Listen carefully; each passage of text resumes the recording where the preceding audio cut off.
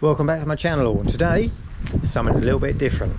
Just a normal 430 BMW. This has been my daily drive now for just coming up for 3 years, and it is just about ready for me to change it. I need something different to drive to work every day after doing 50,000 miles in it. I just want to mix it up a little bit. Let's get something different. But I thought what it worth me doing is giving my viewers, my subscribers, people that watch this channel, a bit of an overview of what this car's been like for me from a real perspective of an owner, not somebody that's had a press car, but an owner of the car.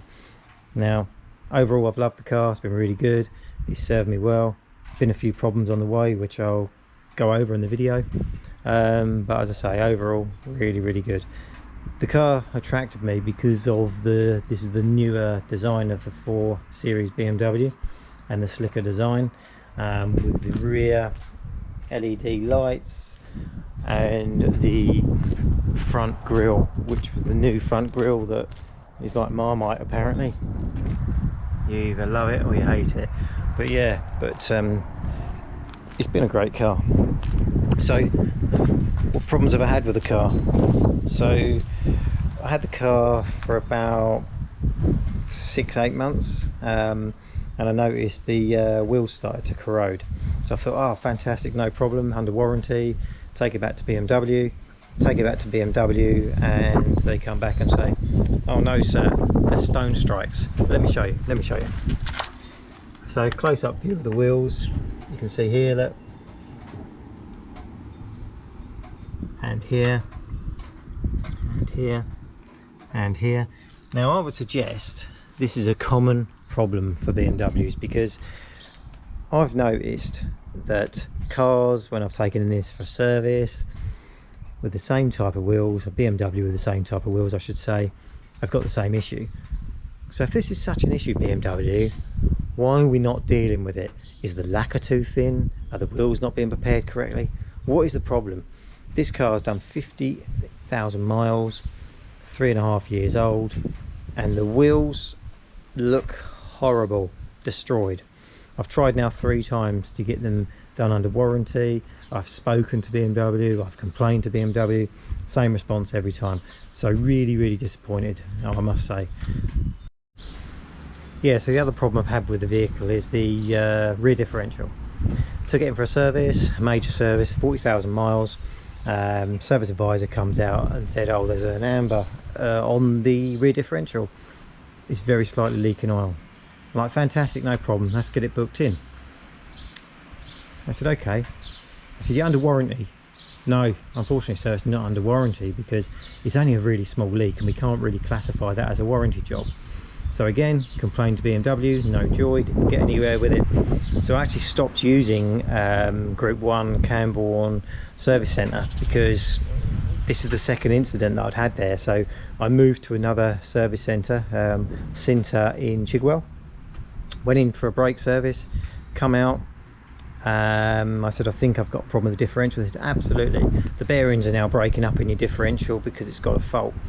I said, oh, how much is that going to cost me? It's not going to cost you sir, it's under warranty. So just an example as well where you can go to different garages and get things done. Long story short guys, rear differential was replaced under warranty thanks to Cinta BMW in Chigwell. So apart from them 2 problems, the car has been fantastic, absolutely brilliant. Great drive. I've had some long distance drives on it. I've been everywhere in it. I've been to work and back in it 4 to 5 days a week, down the M11 and back, and a fantastic drive. So they're the only real 2 complaints I've got on the vehicle, really. Now to the inside of the vehicle. Just your normal basic manual seats, leather interior, a lovely new dashboard, which I really do like, I have to say. Nice big iDrive screen and system to enable you to deal with that. Nice controls. The new BMWs now have got a small toggle switch for the drive. But overall inside, the car's fantastic, really nice, does the job. Let's just quickly show you as well the voice recognition iDrive system. So all you do is do, "Hey BMW, take me home." All right, we're heading home. There you go. So yeah, voice recognition is really easy. So you can control a few functions from that also. So let's take the 430 out for a very quick drive, just to give you a feeling of the drive of the vehicle too. Let's go. So out on the road in the 430, let's talk about what it drives like. So overall, the car drives really well. Smooth, powerful. We've got enough power, it's about 255 brake horsepower on a 2 litre twin turbo petrol engine.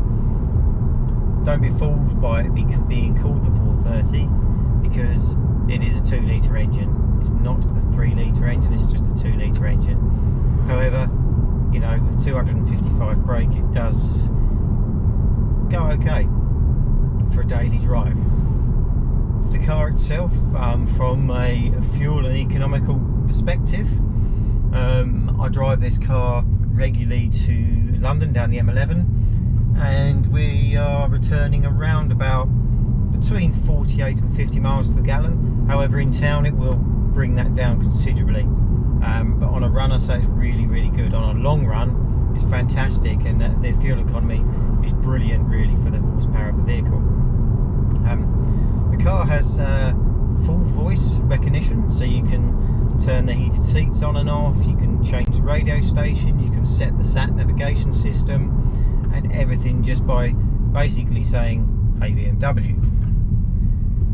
Now the car itself, the generation is the newer generation with the dashboard, which is the LED dashboard, so none of the analog dials. Really clear, really precise. You can change it into different settings, and when you put it in sports mode it changes to red, etc., just to show you the different modes. The car is quite smooth. It's bumps you feel sometimes because it does run on run flat tyres, which are known to be a little bit more solid than a general tyre for obvious reasons, because they're run flats. But generally okay, but just be careful and be prepared when you need to replace the tyres, to get your wallet out and for it to be empty afterwards. The tyres are not cheap. You're talking rear tyres for a good tyre probably at £230, £240 each.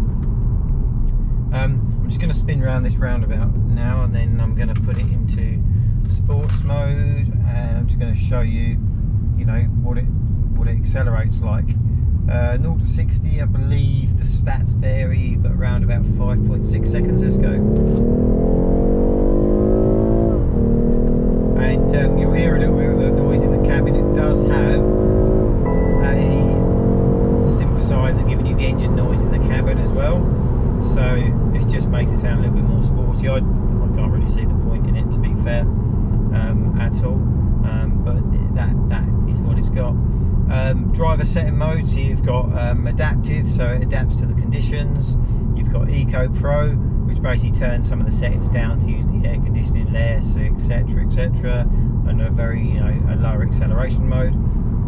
And then you've got comfort mode, which is your general day-to-day modes, and then you've got your sports mode, which, you know, can be used when you want to have a bit of a crazy drive. Yeah, so not a lot more really to say about the drive of the vehicle. Just it is a nice car, actually, a car that has been one of my best dailies for my work, driving backwards and forwards.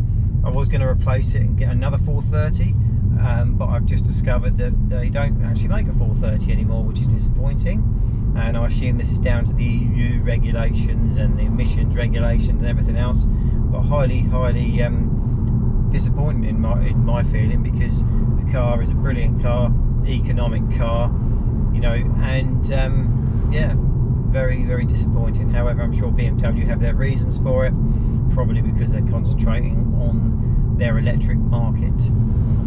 Anyway, again, thank you for watching my video.